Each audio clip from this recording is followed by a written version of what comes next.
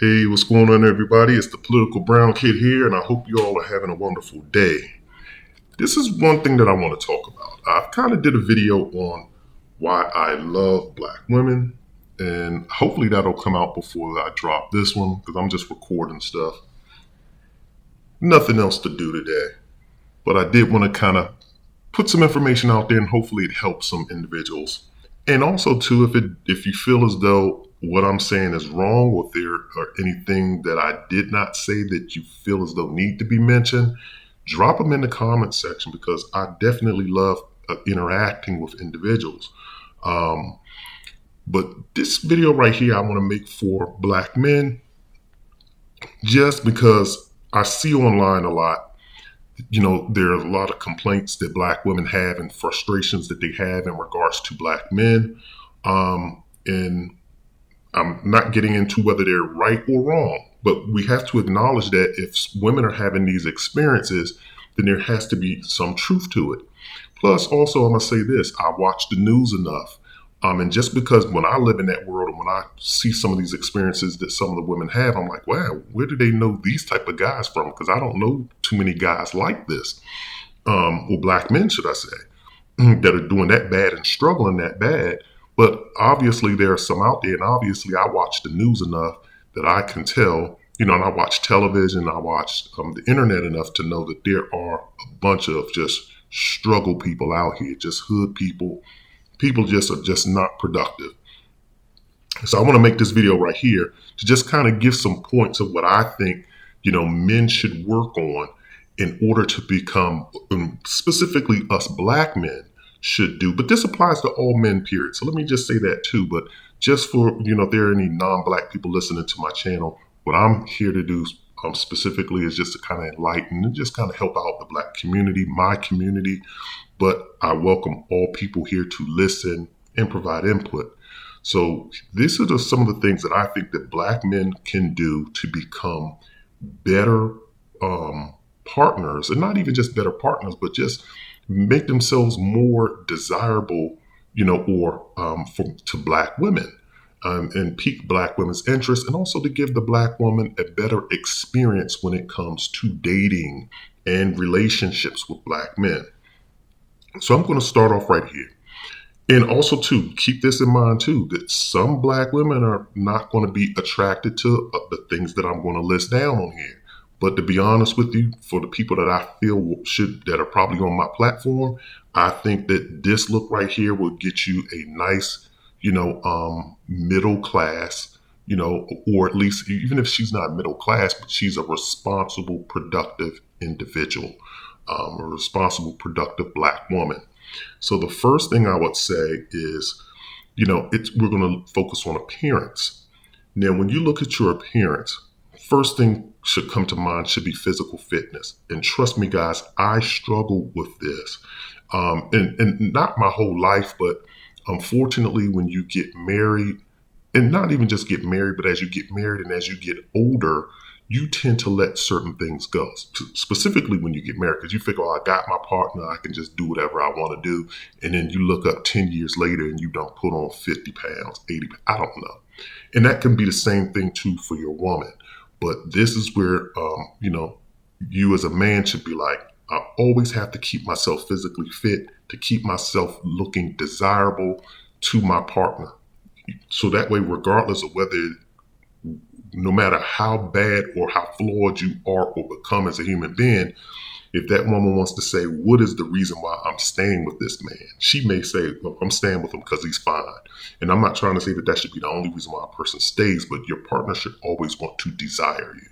So maintain your physical fitness. And I struggled with this, and I'm still trying to get to a point where, I want to look like a god or a Zulu warrior for the most part. I'm trying to get there. I've struggled with this. I fell off in this area, and trying to get it back. So I think that we definitely keep our physical fitness up. And I'm not going to run through a whole thing of physical fitness because I'm not a physical fitness expert. There are plenty of channels on the internet that can help you if you're on a fitness journey or if you need to go on a fitness journey. But just keep in mind, Fitness is definitely a mental aspect as well, because there's going to be a lot of days when you don't want to work out, when you don't want to do certain things, but you're going to have to get it in. And it's not really even about just working out, it's about having that mentality. It's about being able to say, you don't need to eat a tub of ice cream every Sunday when the football game's on. Or just because it's Thanksgiving and Christmas and New Year's Eve, you don't need to eat chocolate cakes and do all of this stuff. You don't have to have a birthday cake on your birthday. You're going to have to learn how to switch up things in your mindset. But those are going to be things that you're going to have to figure out. But I'm just letting you know that just keep in mind, it's a mental game as well as a physical game. The second thing in regards to appearance is you want to upkeep your hygiene. You want to ensure that you got your smell good, that you're bathing regularly, you're brushing your teeth properly, you're maintaining your health. You're going to see, if you have a dental plan, make sure that you utilize that. If you don't, you just better make sure that you're keeping your teeth and maintaining your teeth at your house. And then also too, accent yourself with, colognes, nice colognes. You don't have to be expensive. You can get some cheap colognes. I think, what is that place? Bath and Body Works. I think that's the name of the place. They have some stuff that you can put on, but just make sure that you upkeep your hygiene. Avoid the hood look. That's just my personal opinion. Some may disagree with me on this, but I definitely think that you should avoid the hood look, especially if you're 20 years of age. If you're out of high school, but even if you're in high school, you should avoid the hood look. And what I mean by that is you shouldn't have sagging pants on. You shouldn't have excessive jewelry, especially if you're an adult. Now, maybe if you're an adult that makes $50 million a year, $1 million a year, maybe you can have jewelry. But I'm going to be honest with you, I don't even know why you want to wear excessive jewelry and you're a grown 40-year-old, 50-year-old man. You don't need to flaunt your wealth in that manner. That's just my personal opinion. But I definitely think you should stay away from the sagging pants and just stay away from like t-shirts and shirts with vulgar stuff on them. No, I'm gonna be honest with you. I don't care to see free so-and-so on a t-shirt. If that's your man, who cares? That's your boy. If you wearing that t-shirt is not going to help that person get free, not unless you are specifically at a march for that particular individual. Then I could see the shirt becoming relevant. Or you wearing a RIP shirt. Once again, the person's gone. Let them go. Maybe wear the shirt if you're at a memorial. But these are things that I would stay away from. And in that regard, in addition to avoiding the hood look, what you want to do is have a diverse wardrobe. You want to have casual gear, athletic gear, business gear, and business casual gear. No one's saying that you can't wear sweatsuits. Wear your sweatsuits. You just don't need to pull them down past your behind. Wear them properly. They should be tied up at your waist. Make sure they fit appropriately. Back in my day, the style was baggy. You don't want to wear baggy clothes. That's not in today. Make sure they fit. They're fitting. And, you can be in a sweatsuit. But you also want to at least own, a pair of dress shoes. You want to own, some nice slacks. You want to own a suit, even if it's a cheap suit. Just get a suit and get a tie. You never know when you're going to need it. So moving on to the second category of how, black men can become better for black women, it's your mindset. And what I mean by that is the first thing I would say is like ditching idolizing street culture. I'm seeing too many people on the internet. Like you don't see a bunch of and once again, I'm picking on rap culture, which I do. And look, I love rap and I love rap music. I'm a hip hop person myself. But look at the difference between, black rappers and even singers nowadays and other entertainers. Like we're always on television talking about, yeah, my man got locked up. Yeah, my man doing this, or my man, he was firing guns and we was in a shootout. Like why is that enjoyable? Like, why is talking about this and being involved in this type of activity enjoyable? I don't see other people doing that. I don't see other singers and entertainers, having these type of lifestyles and experiences. So for my black people, you know, let's just ditch and like shy away from like any of that type of, you know, drugs and just alcohol and even the hookah stuff. Like that was a part of what a lot of people don't understand, or what they fail to realize is one of the downfalls to indigenous Americans and also to Africans was alcohol. They don't realize that the slave trade involved giving cases of alcohol to Africans for slaves. And the same thing for indigenous Americans. They lost, I don't even know what that thing was called, what all of those agreements that they signed, but basically they lost the American continent, the North American continent, or this part of it, because they decided to interact and trade for alcohol and get addicted to, and get alcohol addictions, and they traded with the white man for alcohol and started signing land agreements. This is a definite fact. So when I just say, you know, it's okay. I even like, you know, like I said, a lot of people say, well, you know, Shannon Sharpe has his own alcohol line. Why is it that the businesses that we start, and I'm gonna put this in this comment section here, when you see black people starting businesses, it's never really a tech business. It's never really like an infrastructure type business. You always see like a strip. I think they just said now Snoop Dogg's wife opening up a strip club or something. We're always opening up like a strip club, restaurant, a studio. Black people love studios. I didn't even know music was still making money all like that. But you know, we're always opening up a studio. And I'm pretty sure black people gonna love to try and get into the marijuana business. You know, we just gravitate towards certain type of businesses.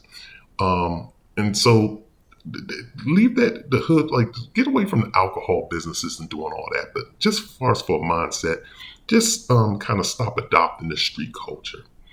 And avoid blemishes too on your record. This is more so for young people.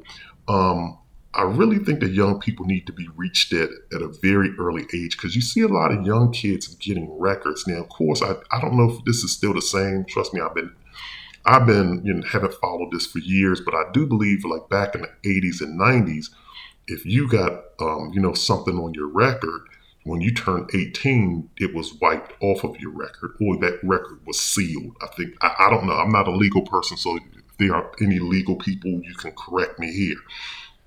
But why would you want to start introducing yourself to the penal system and the court system in that manner? The only time you should be in court is for a traffic ticket, if that. But that should be probably the most severe thing that you're in court for. Or if you own a business, you're in court because you need to sue your partners. Okay, those are things, okay. Those aren't felonies or charges against your personal record. Avoid getting things on your record. Avoid, you know, narcotics distribution, you know, violent crimes, you know, domestic violent charges. Avoid all of that type of stuff. Because once you start getting this stuff on your record, and once it becomes permanent on your record, just like I did the video before, I did a video that says your past has consequences. And I think in that video, I was talking specifically about, it was a young black female on the Balloon Pop show that had 5 kids, and she almost matched with the guy, but then he found out that she had 5 kids, and he was like, nope, because her past actions of having 5 kids, that she's no longer involved with the father or fathers, and she wasn't able to secure a relationship with them. Now that consequence is going to follow her. But the same is true for black men. You know, whether it's you making multiple babies, if a woman turns you down for that, that's going to be one thing. But also, too, if you have a prior record, what if that woman doesn't want to deal with a felon? That's number one. But also, too, you probably can't become I mean, I'm not going to say you probably. There's going to be a good chance that you're going to limit your career options if you start getting blemishes on your record. So you want to keep your record clean. You should go to your grave in your 80s or 90s proud of the fact that you don't have a blemish on your record.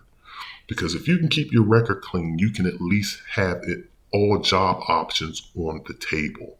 And you eliminate a lot of job options once you start getting a criminal record. The other thing too, clean up your vocabulary. And once again, I hope people aren't taking this as me being judgmental, because I suffer from a few of these things. Like I said, I suffer from, my physical fitness or physical appearance. I need to get that better in shape, especially for a person with an average face like mine. I definitely need to have a body of a god. But in talking about mindsets, when I talk about cleaning up your vocabulary, and this applies to me as well, we need to just get away from using the N word. It's going to take yourself some weaning off, because trust me, I've been trying. But wean yourself off of using the N word. That should no longer become a part of Black people's vocabulary. And then also watch the swearing. Try to clean your language up, get your language better. So you realize that, you're going to carry yourself differently. People you're going to talk to, you'll feel more confident that you can go in various circles regardless of whom you're interacting with, because older people don't want to hear that type stuff. More refined people don't want to hear that type of stuff. And you don't want to put yourself in particular settings where, you're having to feeling uncomfortable because you don't know what's going to come out your mouth. But clean your language up. And definitely it's just a matter of just becoming a better human being. That's just my personal opinion, but that's one that I put on the list. But, people may disagree with me on that one, but I think that cleaning up your vocabulary should be on the list, definitely. And then also, too, in regards to your mindset, I think that, people should have an understanding of politics, spirituality, socioeconomic events, and local and world news. And the reason why I say this, and even I have spirituality on the list, and even being non-spiritual is spiritual. So just like I told y'all before in a previous video, not voting is a form of voting. Being an atheist or not believing in God or not having an opinion is having an opinion on spirituality. But just make sure that, if you have those opinions, you can articulate your points. Study why you believe in it. Reflect on why why your spirituality is what it is, or and also engage in politics. And once again, too, and when you're talking about politics, I recommend people watch, independent news channels that are going to give you news from a non-biased position. C-SPAN is relatively good at that. Of course, C-SPAN provide. What I mean by that you have to give yourself a balance, because one day you may want to lean towards conservative on certain issues. One day you want to lean towards liberal, but you want to at least digest both so that you at least understand both sides of the argument. And then you can formulate your own opinion. Then you may want to lean left or you may want to lean right, but at least you understand the other point of view on the subject matter. That's number one. But then also, number two, it just makes you a better, more well-rounded individual. And it also says to me that you're an open-minded individual and willing to listen to the other person's point of view. Because trust me, if you start interacting with women, you may meet a woman like Candace Owens. She may be conservative, you may be liberal, but that doesn't mean that you all can't have a loving, productive relationship so long as you respect each other's point of view. Because don't start dismissing or discounting other individuals because they don't share your point of view. You should be, if you all can operate within the same space and respect each other's point of view, then you should be fine. Socioeconomic events, you definitely want to understand those. And like I said, local and world news, you want to understand that as well. Definitely your local news, because that's the world that you live in every day.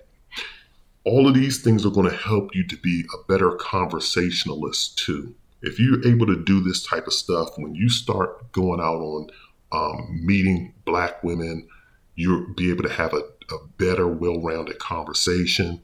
And no one's saying that you can't have fun. I'm not trying to say when you go out on a date, this is all you're going to talk about. You're going to talk about dumb, frivolous stuff too. There's nothing wrong with talking about TV shows or picking boogers. I have no idea what you want to talk about, but it's okay to be a silly, goofy person, because people are just big kids at heart. We all like to have fun, but then there's going to be other moments where you need to probably have different conversations, and these will help you out.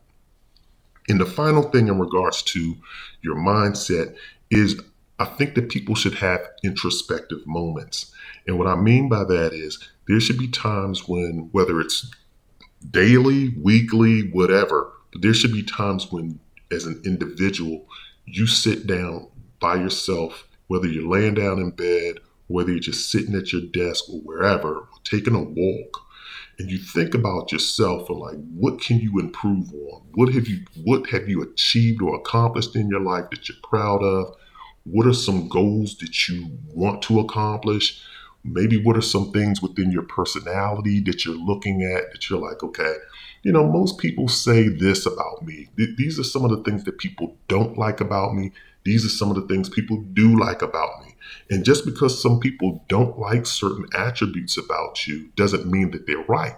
You may be like, okay, well, I'm a strong-willed individual, but if you feel as though that's what makes you you, and that's what makes you, that's the best part of you, and those only that select few people who get and understand that portion of you are your true people, then hold on to that. But there may be some other things that you like look at yourself. Like most men, we're impatient, right? So we may say, well, maybe I need to work on my patience a little bit. Or you may say, maybe I need to work on my vocabulary. I curse too much, or I use the N word too much. Those are the times when you have those introspective moments where you can look at yourself and see things that you need to clean up in yourself, but then also look at things that you've achieved in this lifetime and say, these are some of the things I want to achieve before I leave this world.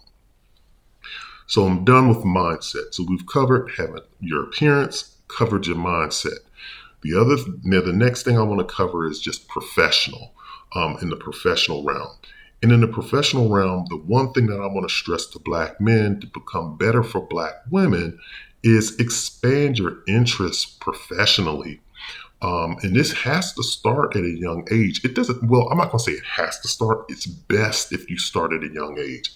I'm not understanding why in the year 2024, there are so many Black people that aren't pursuing tech related jobs. That's the future. If you're still getting a barber's trade and still doing that type of stuff, man, come on, you have to elevate. Now, I'm gonna be honest with you. You can not where I live. Maybe it's where I live, but you cannot survive on a barber's salary. Maybe I don't know too much about the profession, but I don't think the average barber could survive off the average barber salary. And you're definitely not going to be a good candidate for a provider if that's the sole thing that you do. Now, if you have other complementary businesses going on in addition to that, then yes. But I want to see a lot of more Black individuals strive to get tech trades. You can go to certification schools. The IT field is one field where you do not need to spend $100,000 to get a degree in 4 years of your life in order to walk out and get a good job. You can go to a certification program and it can take you 6 months. It can take you three to 6 months and maybe a year, but you can walk out and maybe you pay $20,000, but you have to invest in yourself. And you can walk out with the trade in cybersecurity certification, and cybersecurity field is big. You can still get into networks. You can get into artificial intelligence. That's the new thing. You can get into the field is so wide open, and there's so many different sub areas within the information technology umbrella that I don't know why Black people aren't pursuing those interests. So that's what I would say is because with that you can get a great job, or you can get into a decent career, and you'll make yourself more marketable to a female, and you'll be potentially a better provider. You can possibly take her out on better dates, better experiences. And even if you don't want to spend a bunch of money on a woman, at that point in time, it at least makes you a better candidate. She can look and say, oh, he's in this type of field. He's a nice type of individual. And plus, the individuals that you'll meet in this field, you're going to find that there's going to be a common thread that they're all trying to do better and better themselves. And you're going to make yourself a better person because you're going to be surrounded by like-minded people, middle class, working class, white collar job type situation. You also want to do continuous learning. Just because you get, even if you walk out with a bachelor's degree, or if you get a tech certification, you still routinely, especially early in your career, once you like your 20s, up even up to your 30s, you still want to be doing continuous learning. Once you get into your 40s and 50s, you're probably on the backside of your career, so your learning can probably dwindle, dwindle down a little bit. It'll lessen, and then you can possibly not have to take technical, like structured courses, but you can still learn off of the internet, off of other sources. But when you're young, I definitely would recommend continuous learning, getting those, certifications and so forth. And then finally, in regards to being a professional, I would just say, regardless of what job you're in, whether you're working at McDonald's as a cashier, whether you're working in a retail store, or whether you're working in construction, or whether you're, in, working in a professional white collar job situation, give 100% effort to your job. And the reason why I say that is because individuals are replaceable. So you don't want to get complacent in the position that you're in, and then you look up and now some young kid is on your tail and they're the new hot rising star. And there you got 1 foot out the door, 1 foot on a banana peel. It's similar to maintaining your physical fitness. A lot of times, like the same situation with physical fitness, you can tend to sometimes let yourself go, and then you look up 5 years later, 10 years later, and you're 100, 200 pounds heavier. Same thing can happen in your profession, where if you just get complacent, and you're not putting in 100% effort, you're just going through the motion, it's going to be kind of hard to rise to the top of the position that you're in within your organization. It's going to be hard for them to see you as that next, person in line for succession within the organization, whether that be for a floor manager's position or whether it be for a C-suite position. So just give 100% effort, because you're going to carry that effort. If you give 100% on your job, you're going to give 100% when you're home. You're going to give 100% in everything that you do. So the next area, so we've covered appearance, mindset, and professional. So now I want to cover financial. Financially, how you can become better for the Black woman is to become financially literate. And once again, all of this stuff should be started when you're young. You should know the difference between assets, liabilities, debits, credits, understanding, what things are assets, what things are liabilities, understanding how money moves within the economy, understanding living in a capitalist society. These are things that you should understand. This will help you out. I mean, it's going to, even if your salary and what you make, even if there are limitations in your sources of income, you can still apply, and identify assets and liabilities, and you can know what things you should be purchasing, what things you should not be purchasing. You'll know how to optimize, your dollars, so that you're maximizing your savings and or maximizing your assets and minimizing your liabilities. So that's definitely something that you want to do, is understand financial literacy. And that's very easy to do. You can go on the internet and look that up. I definitely would, there's some books that I can recommend. I may try to put some books in the comments section here. Also, too, you want to understand investing. And when I say understanding investing, you should understand 401k plans. Those are retirement accounts. You should understand the various type of retirement accounts that may apply to you in your situation. There's also such things as SEP IRAs. Those are SEP IRAs. Those are for people who are self-employed. Those are like self-employed pension plans. You should know what 529 accounts are, because every state has those. 529 accounts is something that you definitely should have set up when you have a child. Even if you're only putting in $50 a month, it's better than doing nothing. But you definitely want to have 529. And then you should also understand just regular investing, because all of your money shouldn't go to just a 401k account, because what good is having all of your investments in a 401k if you can't touch it until you're 62? without being penalized. I'm a firm believer in having like a offshoot account. In addition to saving money into your 401k, you should be saving money into an investment account that you can trade in and trade out of, and that you're reaping the benefits. Your money just shouldn't be sitting in an account, even though today's times money's earning pretty good interest, just sitting in banks, because the stock market is struggling right now. But you still want to have an investment account where where you can make money and reap rewards off of those monies. And then finally, I would say avoid unnecessary items. And what I mean by that is, if you understand the financial literacy aspect that I talked about before, then you should be an individual that understands, do I necessarily need a luxury car brand, even if it's a used luxury car brand? Do I need this luxury car brand or this foreign car brand, or does this brand right here serve me better? Because a lot of people like to buy things for status purposes. However, just because you buy a used, let's just say Mercedes, if you buy a used Mercedes, it is still a Mercedes. The upkeep on Mercedes is still on a used Mercedes is the same as on a new one.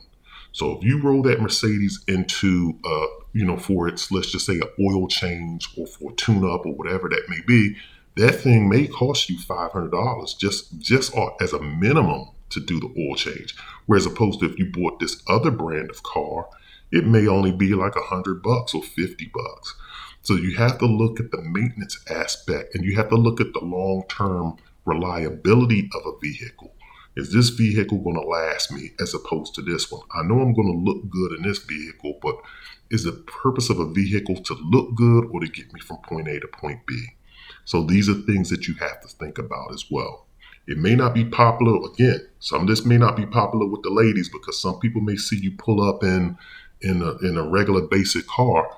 But if she's a good woman, she'll understand that, okay, this man, he has the other things, and he's checking off nice boxes. He's financially responsible. He has a lot going on, and he drives this car because of this reason. And if she's a good woman, she'll understand that. So the final area, because as we talked about appearance, talked about mindset, talked about professional, talked about financial, the final aspect in order to become a good man to a good black woman is, I would say, a good black man to a good black woman is leadership. And what that means for me is this.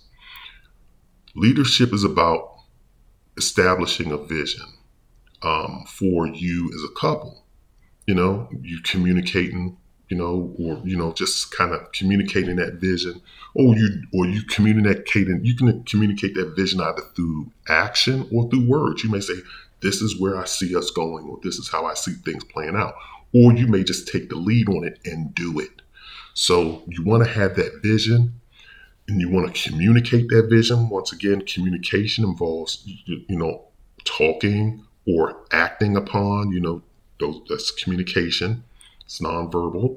But you want to communicate those actions, but you also want to listen, because if she tells you, wait a minute, hold up, this is how I feel, or why are we doing, if she has questions about things, or maybe she's not totally in agreement, you want to listen to her side, listen to her explanation. She may have some good points. And then you all have conversations about that. And then it may take some compromise between the both of you, or you may pivot to say, okay, well, no, she's actually right, or we'll try it her way on this time. And then, or you explain and articulate to her, why you're doing things this way. And then she may say, okay, I understand. I'll see how it goes. But you want to have those communications, and that communication involves, like I said, talking or, performing, listening. You want to summarize what you've all talked about and ensure that you both are in agreement, kind of say, so in summary, this is how we're going to do it, right? So we agreed that this is where we're going to go. You want to validate or verify that this is the final action that we've agreed upon. And then you're going to take the next step. So what's the next step? The next step is for us to do this or do that. Or you just go out and do it, right? So that's what you see as far as communication. And then you're going to be also cooperative. You have to cooperate her just as much as she has to cooperate with you, or that you should. I don't say you don't have to do anything. People don't have to do anything in this world, right? But you should want to cooperate with each other as much as, you want to cooperate with one another, right? So cooperation is involved, and sometimes that involves compromise, which I talked about. And then finally, because a good leader should be able to consult. That's what good leaders do. When you look at the President of the United States of America, which is probably the most powerful president on this planet, right? When you look at the president has multiple advisors. They have they have an advisor on the economy, they have an advisor on politics, they have various lawyers, chiefs of staff, deputy chiefs of staff to advise them on protocol and process. So they have multiple advisors, and you see them also too. They'll gather a whole bunch of tech leaders at the White House and say, how help me to understand and what can we do, as far as you know America and technology. But they invite people to the White House because they need to pick the brains of various leaders because they need consultation. So the same way as though a manager or your boss consults with you on your job, you should be consulting with your partner. Okay, so how about this, or what's your opinions on that? And then if that partner provides you with that opinion, then then once again you go back to the communication, compromise, possibly, cooperating, and reestablishing the vision. But you want that consultation because you want your partner to feel as though they definitely have a voice in a relationship, and it's not a dictatorship. Because in today's society, once again, you're probably going to be getting a woman who is educated. Women are, and you see women, period, are going to school and getting degrees, at a rapid rate. So they're going to have an opinion on certain subject matter. So the thing is that you communicate and you consult with these individuals. And sometimes good leaders also know how to follow. So there's going to be some instances where you should say, okay, if she's adamant and and you can see and you'll pick up on her body language and or her tone that she wants to do this and go in that direction, and if you agree with it, then say, okay, take the lead on that. And then and then if she's like, oh, I can't handle it, if she comes back and says this, then you jump in and you take the lead. But there's going to be some times where she's leading certain events. I particularly look at it like this. And some of this stuff too, mind you, when I'm talking about this, a lot of this stuff is going to happen fluidly. It's going to be natural. It's not like you're going to be operating as a robot. Like, how do we want to live? How do we want to do things? A lot of this stuff, like, again, I say, you're going to be doing things through action. But if you see her pulling back, or if you see her communicating, wait, stop, then that's the time when you have those talks. So I'm going to give as a prime example. As an example, you're going to fall into roles within a relationship. Every relationship has roles. There's no situation where a man is leading 100% on any throughout the relationship, and there's no situation where a woman is leading 100% through a relationship. Especially if you're cohabitating. If you get married, you're going to fall into particular roles. Now, some of those roles you may talk about, like you may come up and say, okay, well, let's talk about who does the dishes and who shouldn't do the dishes, who's going to cut the grass, who's going to clean the toilets, who's going to do this. You may have those formal conversations, or it just may be natural where it's like, okay, you may come in with your ideas like, okay, well, I was raised that I do this chore. So, so around the house, she may see you operating doing this. So she may just start doing something else. Like she may fall into those quote unquote traditional roles of she's cleaning up the kitchen, she's cooking, she's doing this, and then you're falling into those roles of cutting the grass and fixing stuff around the house. Or you may have conversations about it. But either way, you want to consult with one another, or you're going to act. And then if that person vocalizes, hey, look, I don't want to do this, so I don't think I should be doing this, then that's when you have those conversations. And once again, too, she may take the lead on saying, okay, well, the house is, my thing. I'm going to decorate the house. I told y'all about the matriarchy, and I told y'all about these houses, because especially if you live with a woman, she's not letting you decorate the house. So you can guarantee you one area that she's going to lead in is her decorating that house, the colors on the walls, the furniture, and all that other stuff. That's definitely an area where you will be her subordinate on. Trust me. But once again, relationships is just about communicating and leading and following, and then also compromise. But these are just the areas that I see, appearance, mindset, professional, financial, and leadership, that Black men can improve upon to become, better candidates for Black women. If we can improve in this area, the Black man will become marketable. Not just to Black women, you'll become marketable to women, period. But I think that personally, my personal opinion is you should be wanting to, market yourself and, be aspiring to have a Black female as a mate. But if that doesn't work out to be the case, at least you are a marketable guy to all women. The thug thing is played out. I don't understand how that's going to, but I guess some people still want to live in that culture. But if you're 50 years old still talking about shootouts and your man and all this other stuff, then I feel so sad for you. If you're 40, if you're 30, if you're in your 20s even talking about this stuff, at that point, you should have left all of that stuff in high school. And hopefully you didn't even have to go through that in high school. We need to kind of get certain things out of our particular culture. And this is just my personal opinion.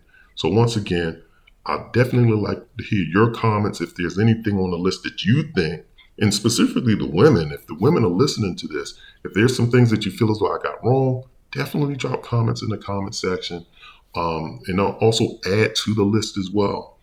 And then also, too, hit the like and subscribe button. Once again, this is the Political Brown Kid. Take care.